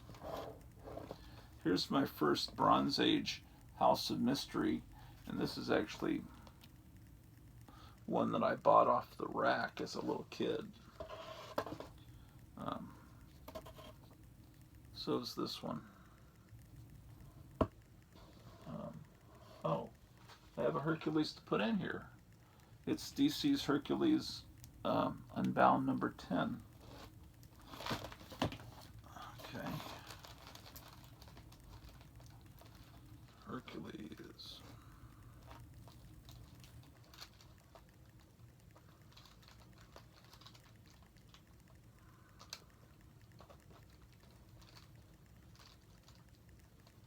I don't have a lot of issues of DC's Hercules. I need to buy more. I want that. It'd be real easy to get the whole run, but well, it'd be easy because there aren't many of them, but you don't see them in stores very often, so it would be hard unless you mail order. There's about 50 million of the things I'd want to mail order before that. Oh well, maybe in another lifetime. Here's my Howard the Duck collection. Okay, so we're coming to the Incredible Hulk. This is 140. I don't know if this is the first issue in the Bronze. This is early Bronze Age because they got the 20-cent price there. Ooh, I've got a. This is Silver Age. Then he's going the other room. So 140.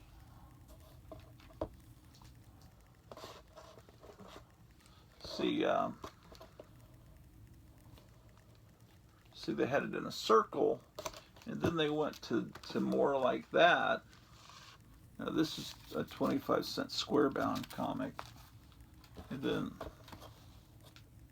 the more tradition. Then during the Bronze Age, the price was normally there. I gotta rebag these. Here's 150.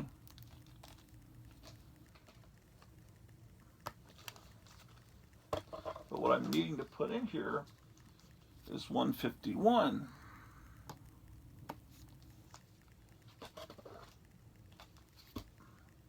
And 152.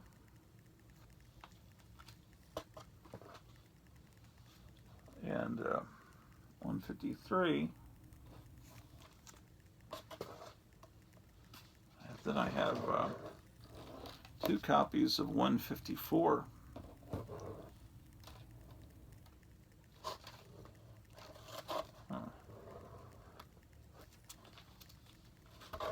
This is a good time period where Marie Severin's working on the art. Okay. That was 152. No, these are out of order. Here's 153. Oh, I have 2 copies of 153. Okay. 154. 155, A World He Never Made. That was they used that on Howard the Duck, right? Didn't they? Trapped in a World He Never Made. 155, 156. I love that. Blitzkrieg 1972. That'd be a good name for a band. Okay, so 156. Then we got 157.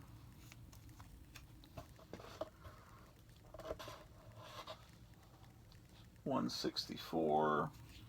See, they've gone to, well, where did they start that? No, yeah, 164. 165. 168. 169. 170. Just that kind of looks like, just at the top, it looks like the first, just seeing that yellow, it looks like the first Wolverine appearance. 180. Although some people consider it to be, I'm not going to get that. Here's 176. Okay. Here's 175. Here's 180. My childhood copy that my mother bought for me when I was sick. And there's 183. I don't have the big one that everybody loves. 319. I'd love to have it. She went out and bought Random Comics when I was sick, and she happened to buy the 180. Now, if I'd just been sick the next month, I would have maybe gotten 181, but I wasn't sick that month. Okay, so Hulk 250. Don't I have Hulks after that? Here's 319.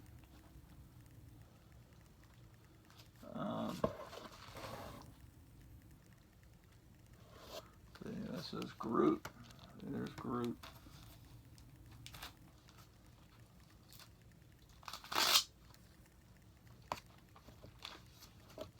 I may need to go get a cheeseburger, man, because I'm starving.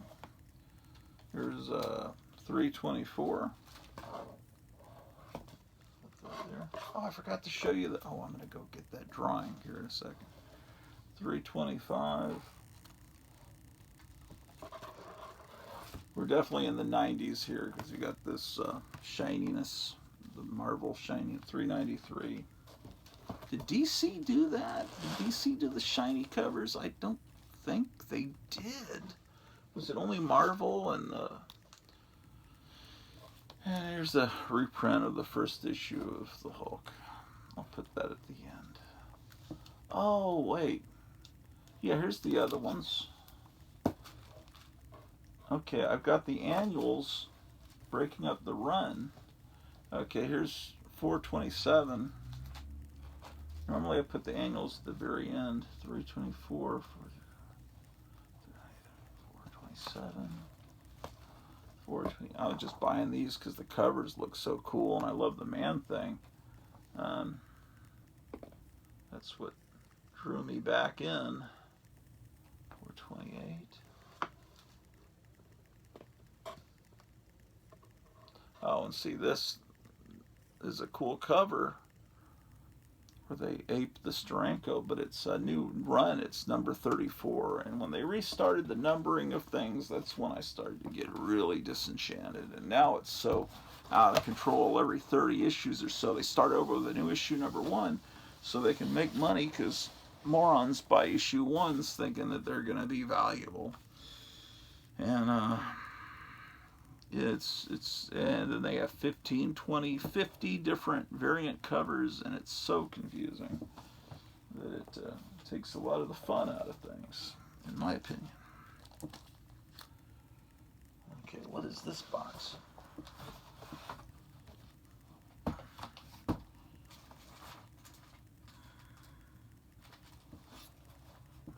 That's W.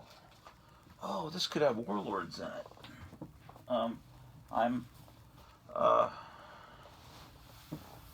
better be careful to do this thing up. I think I'm going to put all my Warlords in a short box. I think the whole run of Warlord would fit in a short box. I think I have pretty much close to a full run of Warlord. That's one thing I'm checking on. And then I'm going to figure out what the few issues that I need are. Wacky Adventures of Cracky, Weird War. Okay. Warlock. Warlord. Just a second.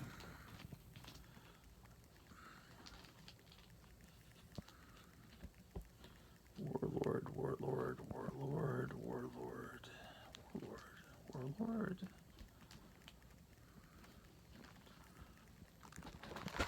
Okay. All right, we're back.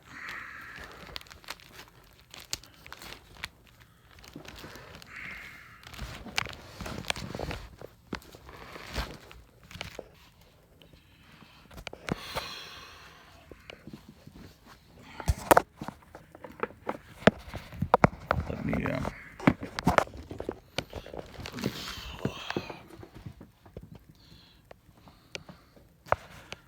I may need to do a sequel to this video. Oh, that's really good with that. Yeah, that should be my... I may need to do a sequel in the other room where I file the books I pulled out into those other boxes. That could be something I'll do later this afternoon. For right now, I'm thinking I need to get a cheeseburger.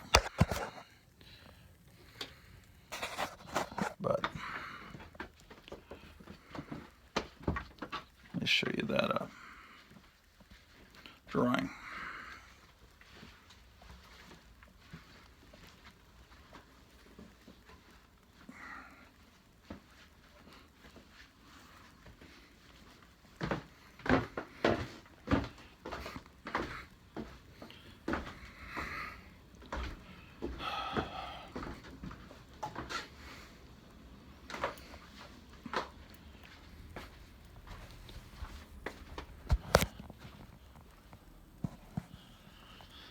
Okay.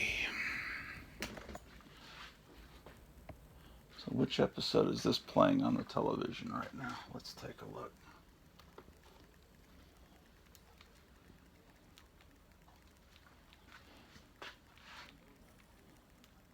Oh, this is last Saturday's episode, or is it? Oh, where's my remote?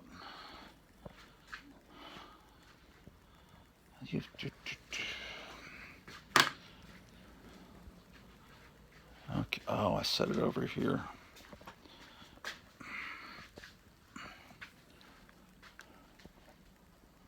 Yeah, this is episode 466. This is last Saturday.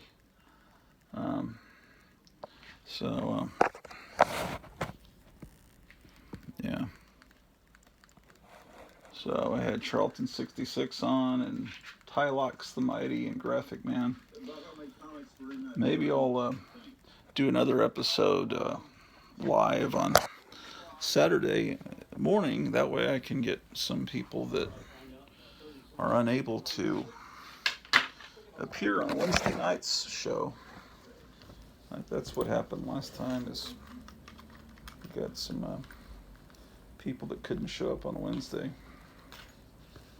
And of course, Paulo out of Portugal, it has a hard time. He comes on the show, but it causes him to stay up till like 3 in the morning his time. Okay, so from Jay Montoya on Instagram, he sent me this. Let me get this in the proper light.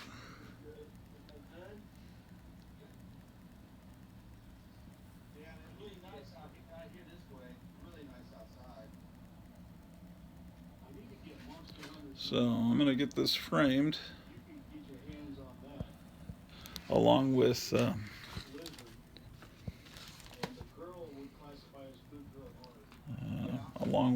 these posters that Graphic Man sent me here.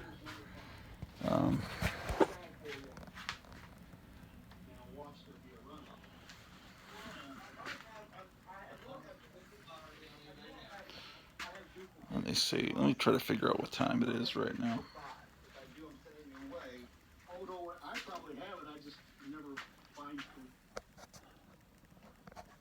Well, I think the Roku will tell me the time. It's 1:17 p.m. So I'm gonna run and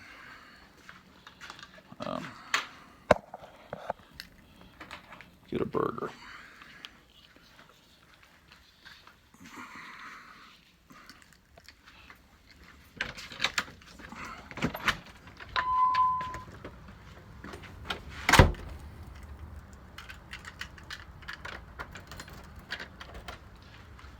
You've got mail.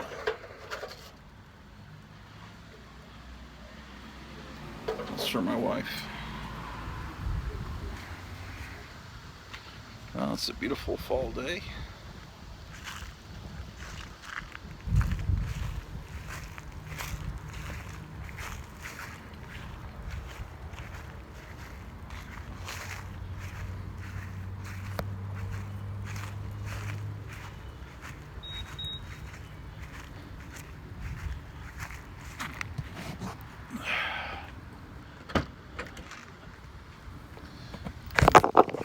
Beautiful day here in Los Angeles.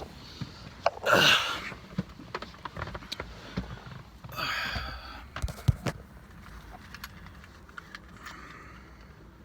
wonder what horrible things have happened in the news. I haven't looked at the news in a few hours. Usually, every few hours, something just absolutely horrific happens. There was some school shooting a few days ago here locally, and the kid got out of jail and had a party after injuring 4 people. One's still in a coma, but they say he was being bullied. I don't know what the story is on that.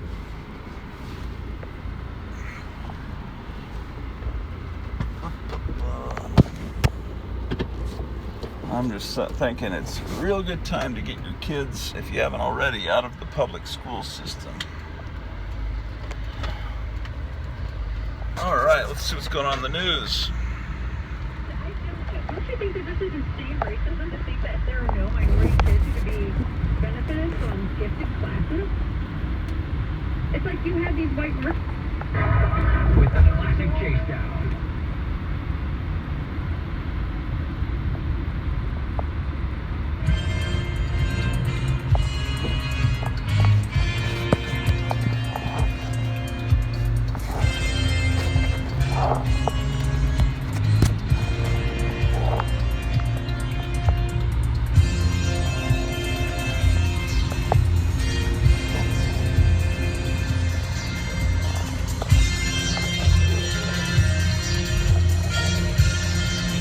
.5G tower.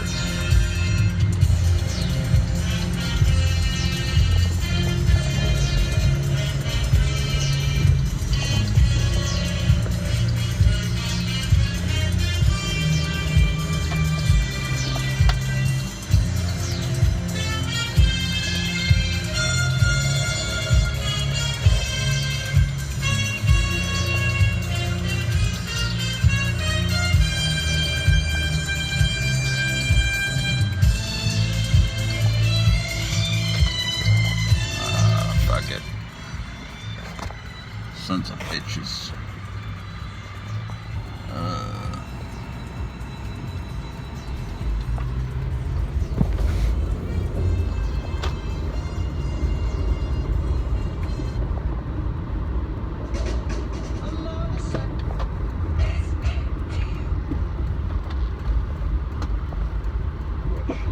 'Things happen to the women in Dr. Tar's torture dungeon. This new Edgar Allan Poe film is filled with terror, suspense, and horror. The biggest and best of the Edgar Allan Poe films, Dr. Tar's Torture Dungeon, will etch itself into your mind with shock after naked shock. Dr. Tar's Torture Dungeon.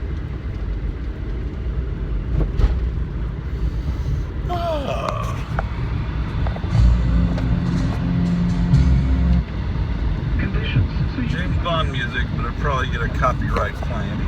John Barry, wonderful musician. That music we were hearing right before was some Enter the Dragon.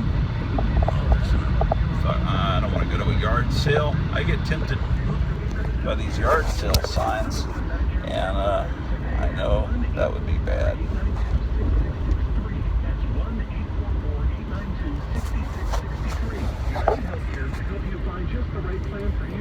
Spending money is the wrong thing to do right now. features on devices vary by plan and area. Limitations and exclusions apply. Did you know that every dollar you invest in real estate makes you Indeed. cash flow? Money in your pocket each month. Equity cash flow. The thousands of dollars you create when you have the right team and buy the right house using the right map. And our new line. The motor on this window doesn't work, so I have to open the door to order. Richardson, Highland Park. And our newest location is the Preston Valley Shopping Center at the corner of 635 and Preston Road.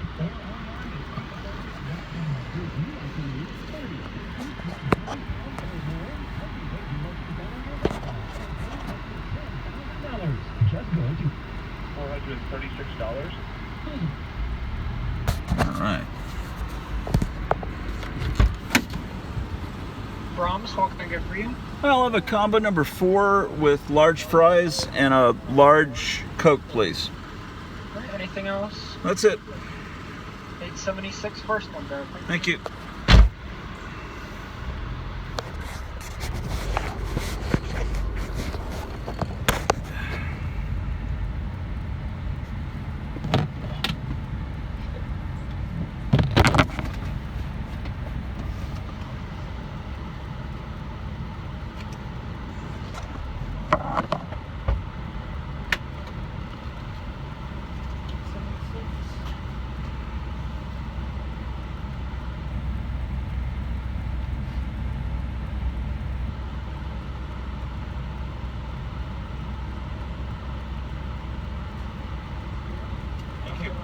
Too. Have a bad one. Fuck you. Have a terrible day. Yeah. My gosh. I'm Spencer McAllen, host of Network Radio's Throwing Biden under the bus with the job, though. It's all collapsing. Don't worry, though. Oh, the job numbers are supposed to be really bad today. That's shocking, man. I thought everyone was having really good jobs. My wife got hungry at like midnight a few days ago. There were the places that are normally open, like Jack in the Box and McDonald's, were all closed because they don't have workers. And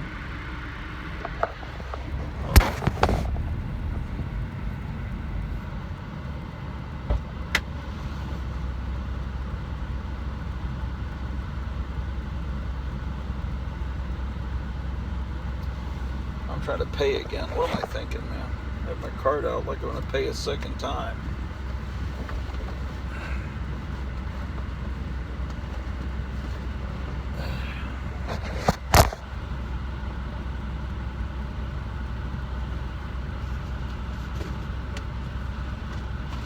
Thank you. Whoa. Amazing. Take my advice, try X-Share for yourself, risk-free. Listen to KLIF. Just ask your smart speaker. This channel, KLIF, no longer plays music, but at one time KLIF was like one of the most important radio stations in the United States. It's called KLIF. It broadcasts from Oak Cliff, and they started the Top 40 format, and the format that you probably grew up hearing. All the radio stations throughout the United States and even in other countries imitated KLIF's format. They would get recordings of KLIF and they would imitate it, and they would even use the same jingle singers from here locally called Pam's Studios, PAMS, so all the stations would kind of sound alike, and even some oldie stations still use those singers. But yeah, the whole format of rock and roll radio that you grew up with in the 60s and 70s goes to this station, KLIF. Of course, it's now a talk station, and it's now on 570 instead of the original 1190. Of course, 1190 is also a talk station, but KLIF 1190, you can listen to air checks of it online, was the big powerhouse. And it was owned by Gordon McClendon, And Gordon McClendon owns some movie theaters and drive-ins around here, like the Century Drive-In that used to be up here in Grand Prairie.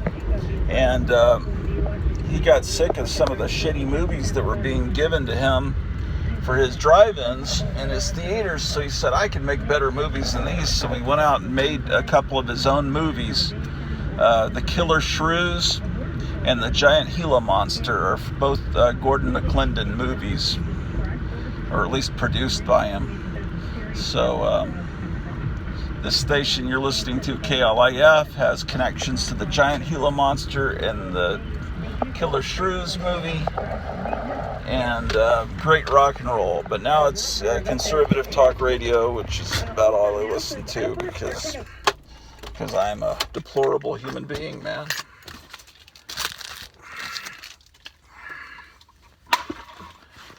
But I don't think there's a lot of real left-wing people that collect comic books from the 60s and 70s, because I don't know. I think a lot of these people, that they don't like the past. They want to remake the world in the vision of Klaus Schwab.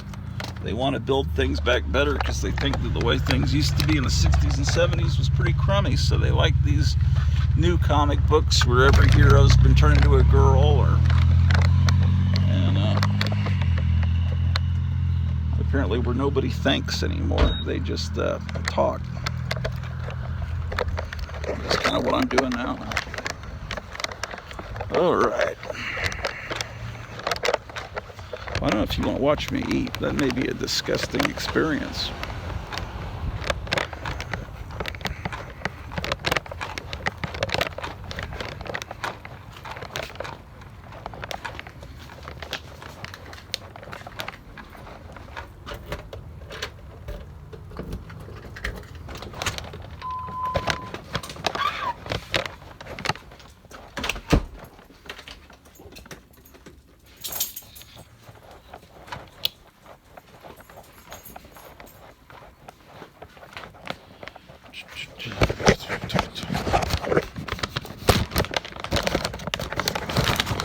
I feel like this camera worked pretty good, huh?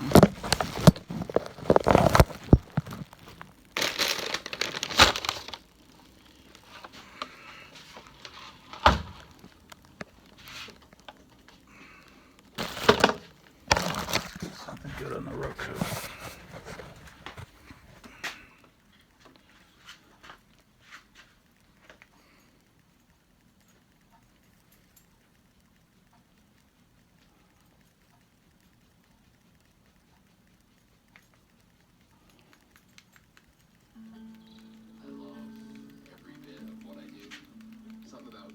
Tracker early in the morning. It's in your blood.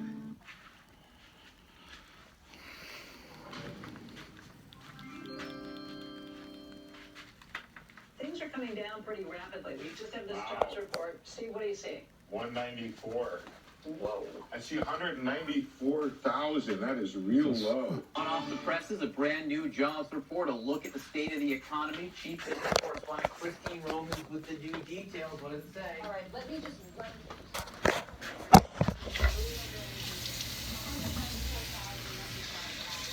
You'd almost think it was intentional, wouldn't you? But it couldn't be intentional. Why would anyone want to destroy the country? When you see headlines and reports of mass firings and hundreds of people losing their jobs, look at the bigger story. President Joe Biden. They're really showing themselves to do really well. Maybe the jobs reports are because, I don't know. Well, I'll see you later. Take care.